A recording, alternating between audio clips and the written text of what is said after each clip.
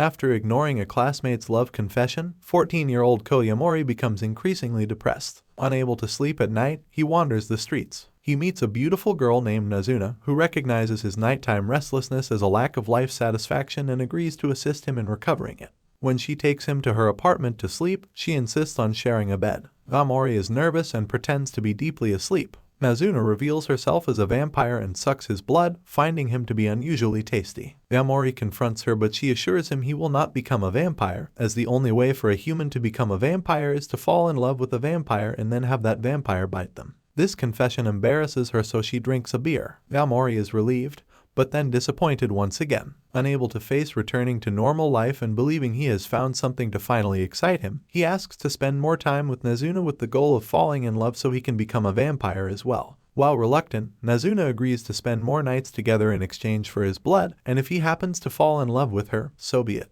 Nazuna once again embarrasses Yamori when she explains her blood drinkage is basically the same as having sex. However, Yamori reiterates his desire to become a vampire. He then embarrasses Nazuna when he offers some of his blood. The next night, Yamori becomes jealous when he discovers from Nazuna that she does drink blood from random people. As such, he offers to exchange their contact information, but she tells him she does not have a phone. However, she takes him to her apartment, where she shows him her vintage brick phone. Afterwards, she gets ready for sleep and invites a nervous Yamori to join her. He initially refuses to let her drink his blood, but he lets her after she admits that she had actually been looking for him that night. The next night, he gives Nazuna a wrist receiver to communicate with him, who has the transmitter. Yamori then tells her from afar that they act like a couple, embarrassing her. In his school's rooftop, he calls her Nazuna-chan and formally asks her to be his friend. Later that night, while asking himself where Nazuna might be, the other transmitter in his wrist receives a signal, just as another girl, who has the other receiver in her wrist, appears beside him.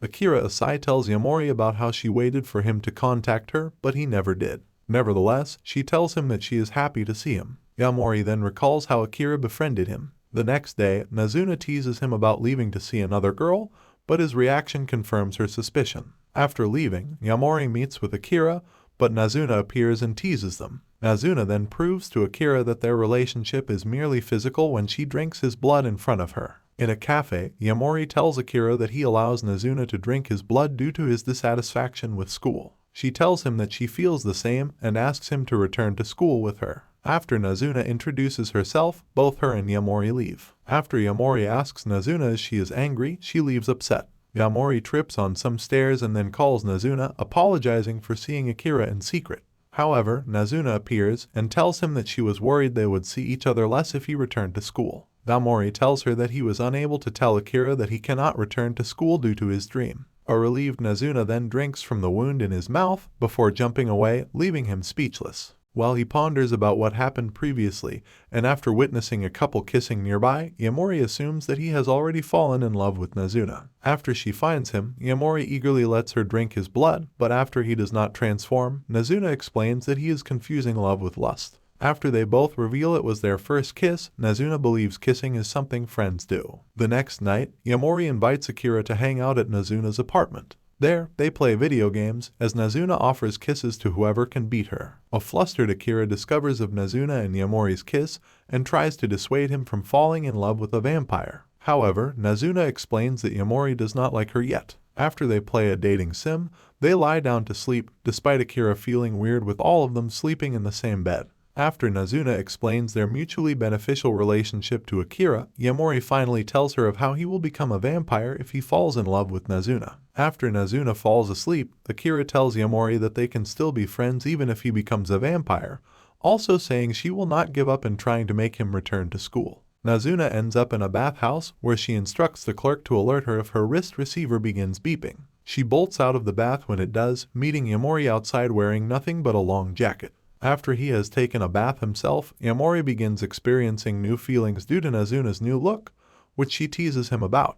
After she drinks his blood, they decide to rest, but unbeknownst to Yamori, they enter a love hotel. There, Nazuna explains that she can make an idea about what a person is thinking due to the taste of their blood, saying that she teases Yamori's emotions to get more taste. After leaving, Yamori gets jealous when Nazuna spots a person from which she has drunk blood before, but she says he is the only one at the moment. They then head to her apartment, where Nazuna reveals she runs a home massage parlor. She massages Yamori free of charge, but focuses on the more relaxing pressure points of his body before trying to drink his blood. However, they are interrupted by the arrival of a client. Yamori is forced to greet her, and after he finds Nazuna playing in her room, she promises to give him a kiss as a reward for attending her in her place. Kiyosumi Shirakawa recalls the first night she took Nazuna's massage services. Back in the present, Yamori undertakes her massage. After learning his age, Kiyosumi asks him his motivations, and he explains he got fed up with school and just wants to enjoy his nights. Kiyosumi then suddenly realizes how she is genuinely unhappy at her work and breaks down crying.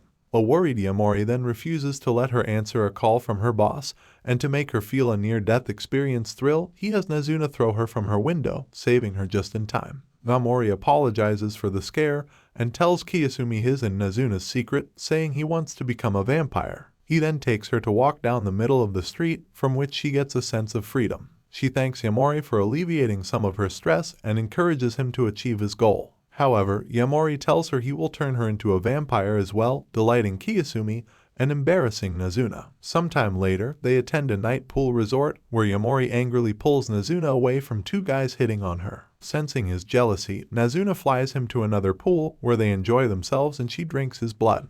After running into Kiyosumi, Yamori is approached by a blonde, slender woman who flirtatiously talks and teases him. After she tells him she is bored with her recent life, Yamori tries to console her by saying they are the same. She then jumps and embraces him, ready to suck his blood. However, Nazuna saves him just in time as she explains she should just drink all of his blood and kill him. However, another vampire captures him and takes him atop a building where three other vampires are. They introduce themselves as Nico Harada, Midori Kohakobe, Hatsuka Suzashiro, and Kabura Honda as Nico tells him to choose amongst them, saying his choice will make him fall in love and convert him. However, he rejects all their advances in favor of Nazuna. Meanwhile, Seri Kikayo, the blonde vampire, tells Nazuna to stop playing with Yamori if she does not intend to mate with him, but she says she actually wants to, stunning her. Yamori keeps spurning the vampires, finally yelling that it will be Nazuna who conquers him just as she arrives. Seeing her newfound interest to leave descendants, the girls accept Yamori, who says he will fall in love with Nazuna no matter how long it takes. The vampires explain to Yamori that a human has exactly 1 year to become a vampire after they first get their blood sucked.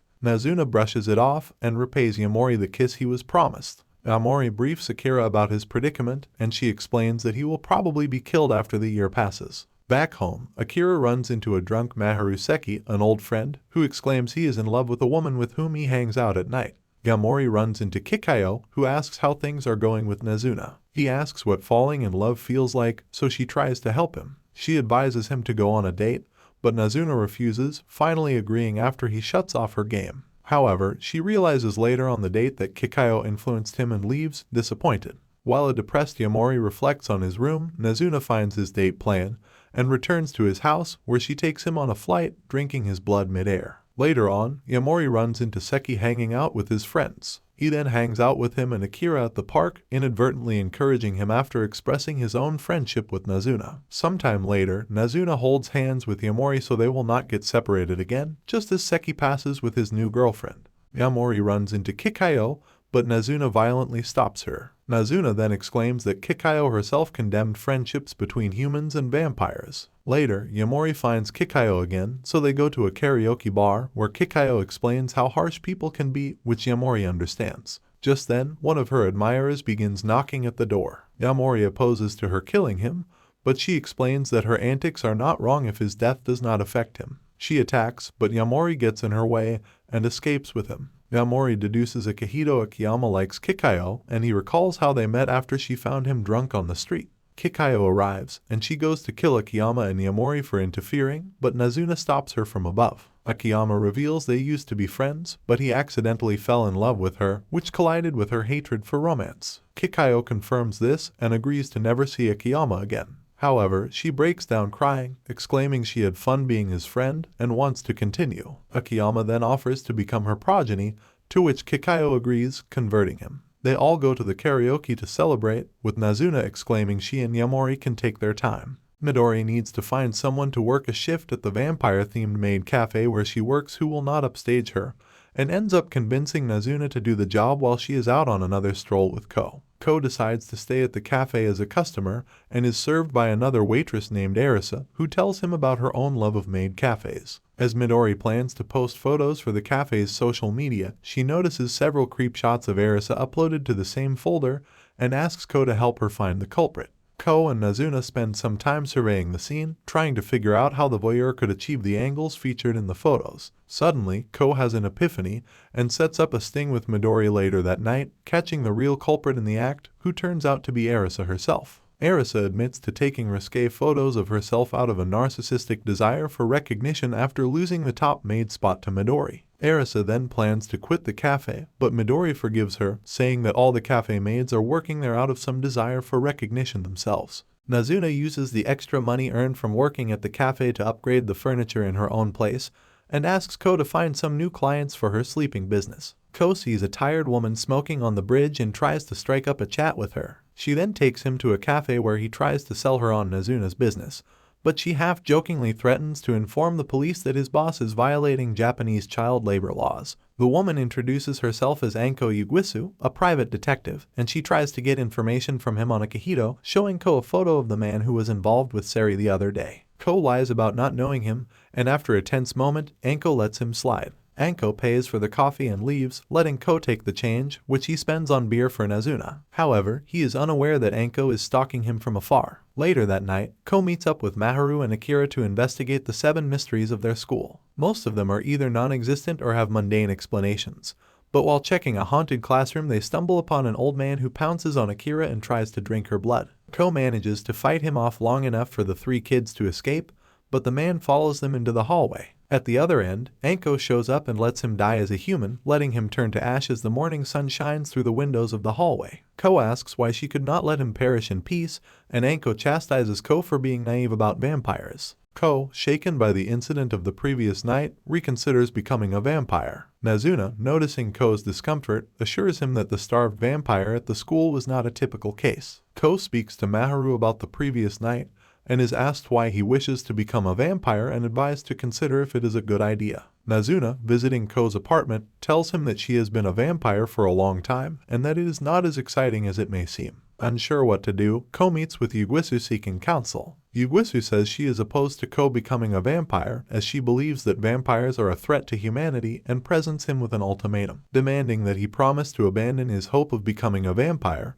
at which point she will protect him from the vampires and tell him how to kill them. Ko staunchly refuses to comply with Yugisu's demands, insisting that not all vampires are bad. At this, Yugisu calls the police and reports Ko for breaking curfew. Ko flees the area before the police arrive and hides at a playground where he is found by Hatsuka. Hatsuka takes Ko to his place and lets Ko sit in a chair while Hatsuka takes a shower. When Hatsuka asks Ko for a towel, Ko discovers that Hatsuka is actually male. Meanwhile, Nazuna thinks that Ko does not want to become a vampire anymore and asks Nico and the other vampires to let him live. Nico is furious that Nazuna wants to let him break their deal and smashes the table, then threatens to kill Ko herself. Back at Hatsuka's place, Ko begins second-guessing himself as he recounts his encounter with Anko and the old male vampire that she killed.